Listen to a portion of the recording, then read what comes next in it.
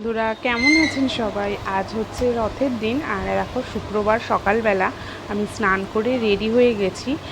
তো এখন যাব পুজো দিতে। সকাল সকাল এক ঠাকুরকে পুজো দিয়েই আজকে শুভ দিনটা শুরু করব, জগন্নাথ দেবের পুজো দিয়ে। তো চলো স্নান টান সেরে নিয়েছি, এবার ঠাকুর ঘরে যাওয়া যাক, পুজোটাও সেরে নিই। আর আজকে সোনুর ছুটি, ও বাড়িতেই রয়েছে। তো ও সকাল সকাল একদম ফোন টিভি খুলে একেবারে জগন্নাথের ভিডিও দেখতে ব্যস্ত, আর আমিও ততক্ষণে পুজোটা দিয়ে নিই।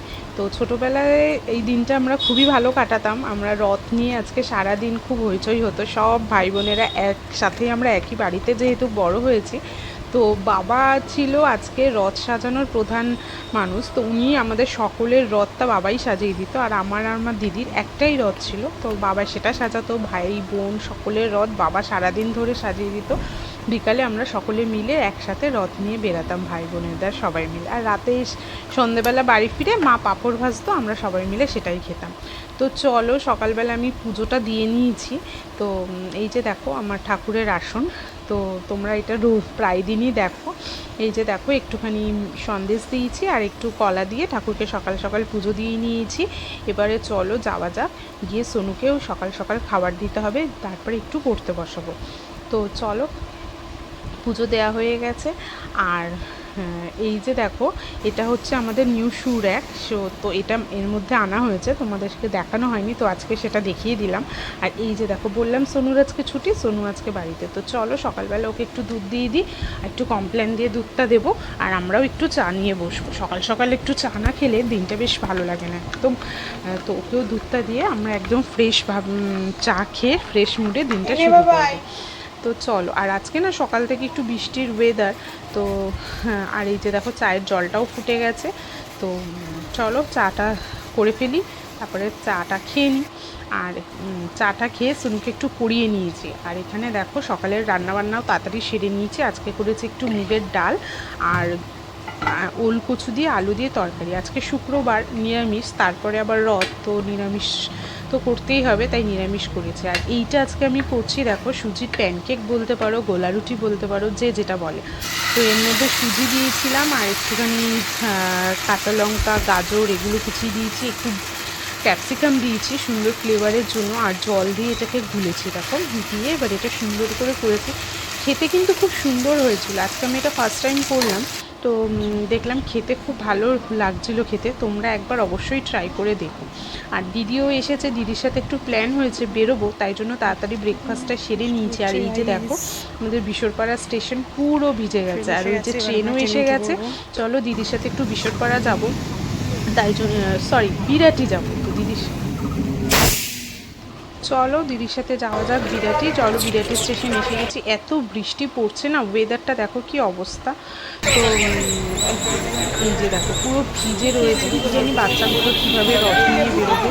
ছোটোবেলায় না এই দিনে বৃষ্টি হলে খুবই মন খারাপ হয়েছে। তো চলো এসে গেছে, আমরা দেখো একটা পার্লারে যাব। তো পার্লার থেকে ঘুরে বাড়ি চলে এসেছি, দুপুরে খাওয়া দাওয়া করে বিকালে শুয়ে পড়েছিলাম। তো সন্ধেবেলা এখন এই জামা কাপড়গুলো তুলে একটু ভাঁজ করে নিচ্ছি, বাইরে থাকলে না বৃষ্টিতে সবই ভিজে যাবে। তো এগুলো ভাঁজ করে নিয়েছি।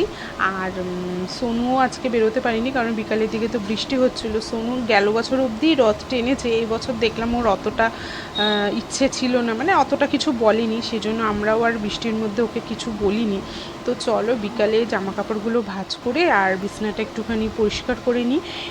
আর এখন করব হচ্ছে একটু পাঁপড় ভাজা, কারণ রথের দিন একটু পাঁপড় ভাজা না, যতই রথ না টানি, একটু পাঁপড় ভাজা না খেলে ভালো লাগে না। আগে জানো তো প্রচুর রথ দেখা যেত পাড়ায়, এখন কিন্তু একদমই দেখা যায় না, একটা দুটো খুব কম হয়তো দেখা যায়। তো কিন্তু আগের মতন সেই ঝাঁক বেঁধে যেটা আমাদের ছোটোবেলায় হতো, সেটা কিন্তু এখন আর দেখা যায় না। প্রতিটা বাচ্চাও, বড়োদের সাথে সাথে বাচ্চাগুলোও হয়তো এখন খুবই ব্যস্ত। তো ওয়েদারটা দেখো, এই যে রাস্তাঘাট ভিজে, ওয়েদারটাও এরকম। আমি একটা থেকে দুটো রথ দেখলাম। আর এখন তো চা বসিয়ে নিই, চলো সোনু একটুখানি টিভি দেখছে, তো একটু চা বসিয়ে নেবো। আর বলেছিলাম দিদিকে আর বুড়োকে আসতে, তো ওরা আসবে। এটাই নেমন্তন্নটা সোনুই করেছে, যে বাবি রথের দিন পাঁপড় ভাজা খাবো, তো রথের কাছকে এসো পাঁপড় ভাজা হবে। তো দিদিও আসছে, ফোন করলো, আমি ততক্ষণে চাটা বসিয়ে দিই, কারণ দিদি আসছে মানে ও একটু দুধ চা খাবি, তার মধ্যে একটু আদা দিয়ে নেব, দিয়ে একটু চা করব। তো দুধ চা আর সঙ্গে পাঁপড় ভাজা। তোমাদের দাদাভাই আজকে অনেক রকম পাঁপড় এনেছে, তো সেগুলোই একটা একটা করে ভাজবো, মানে অল্প অল্প কিছু করে ভাজবো। আর চলো আদাটা দিয়ে নিই, আদাটা ভালো করে ফুটুক, আর ততক্ষণে আমি তোমাদের পাঁপড়গুলো দেখাই। এই যে দেখো, এই যে সাবুর পাঁপড় এনেছে, যেটা খেতে আমি আর আমার দিদি প্রচণ্ড ভালোবাসি, আমরা খুবই ভালোবাসি। আর এই পাঁপড়গুলো দেখো, এই যে ছোটো ছোটো ভেন্ডি পাঁপড়, চরকা টাইপের, আর এই পাঁপড়টা এনেছে।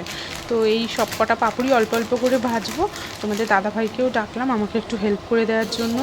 আর চলো চা পাতা দেবো, তার আগে চিনি দিয়ে নিয়েছি। আর এই যে দেখো দিদিও চলে এসেছে, আর দিদি আজকে আবার কি বানিয়ে এনেছে দেখো, ফ্রুট কাস্টার্ড। তো এটা ফার্স্ট টাইম আমি আজকে খাবো, ট্রাই করব। তো দেখে তো মনে হচ্ছে ভালো হয়েছে। তোমরা কে কে আর এর আগে খেয়েছো এটা অবশ্যই কমেন্ট করে বলবে। দেখেছো সোনুর রিয়াকশান, ওর তো খুব ভালোই লেগেছে, বাবি যেটা করে সেটাই ওর খুব ভালো লাগে। বুড়োও চলে এসেছে, দেখি পাঁপড় ভাজাটা কত দূর হলো। তোমাদের দাদাভাই নিয়েছে পাঁপড় ভাজার দায়িত্ব। তো দেখো পাঁপড় ভাজা করছে, এই যে দেখো অনেক কটা পাঁপড় অলরেডি ভেজে ফেলেছে, এখন সাবুর পাঁপড়টা ভাজছে।